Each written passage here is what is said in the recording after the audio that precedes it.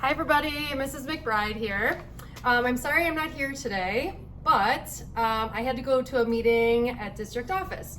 So what you're doing today is you're continuing on with your Freefall investigations, okay? What you should have noticed is that it was originally 2 pages, and I've actually added on a 3rd page, okay? So I wanna give you some directions for the second 2 experiments. So you should have finished the 1st page. If you didn't finish the 1st page, start there, okay? All right, this next experiment is called reaction time. So what we're gonna do is we're gonna be measuring your reaction time. And the way that we do this, instead of actually measuring your time with a stopwatch, is we're going to measure your reaction distance, okay? So what you're gonna do is you're gonna do this with a partner. I obviously don't have a partner right now, so I'm gonna be my own partner. Okay, one person is gonna hold their fingers out about 1 inch apart. Okay, so you have little pinchers. And then you are going to, the other person is gonna place the meter stick right above their fingers, okay?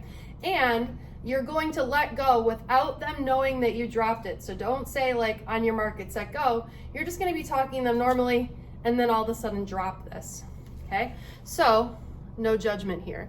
But I got 29 centimeters, okay? So what I'm gonna do is record that into my paper. Okay, then again, we're gonna set up, and you're just gonna keep talking, and at some point you're just going to drop this and measure again the distance. So this time I got 26 centimeters, okay? You're gonna do this 6 times, and then you are going to take an average. So just a reminder, in order to take an average, you're gonna add up all 6 numbers and you're gonna divide by 6, okay?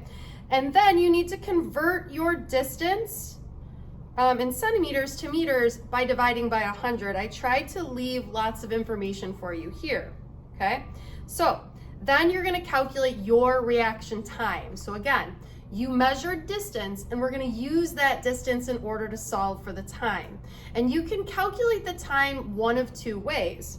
Okay, the first way is that you're going to do it all in one step. So you're going to, in your calculator, you're gonna take the square root of parentheses 2 times your average distance divided by little g. As a reminder, what is little g? I'm sure you all said 10, right? Little g is the acceleration due to gravity, so that would be 10. Okay, if you don't like doing it in one step, then take the 2-step approach. So the 2-step approach says we're gonna take 2 times our distance and divide by 10, that's our little g, okay? And then we're gonna take the square root of whatever we got. Now the average reaction time is 0.2. So in the bottom question here, I just want you to say, how does your reaction time compare to the average reaction time? Now you guys are teenagers, and teenagers who usually play video games, so I'm guessing that your reaction time should be somewhere lower than 0.2, but in the ballpark, okay? All right, so that's experiment number 2. You're gonna answer these 5 multiple choice questions.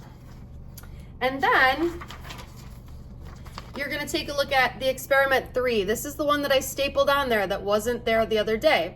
And this experiment 3 is talking about how do we find the height of the classroom. Okay, so in order to find the height of the classroom, what we're going to do is we're going to measure the time. Okay, so we're gonna measure this time. And I am going to ask all of you to stand either on a chair, okay, or on the table, and you are going to measure the time it takes for a ball to fall from the ceiling. Hopefully you can see the ceiling. I don't know how my video skills are. Okay, from the ceiling to the floor. Okay, so I'm gonna say, you know, on your mark, get set, go, and I'm gonna drop my ball. Okay, and you're gonna do this 6 different times, okay? And again, once you do this,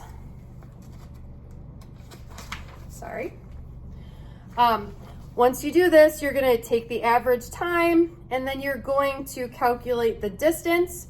The correct height of the classroom is 2.64 meters. We're gonna ask you to calculate your percent error and see how close you can get. Now, as a reminder, you can always use the percent error calculator that's on Google Classroom, or you can do the math, up to you, okay? If you finish early, please check Infinite Campus to see if you're missing anything. All right, sorry friends, sorry I couldn't be there with you guys today. I will see you tomorrow.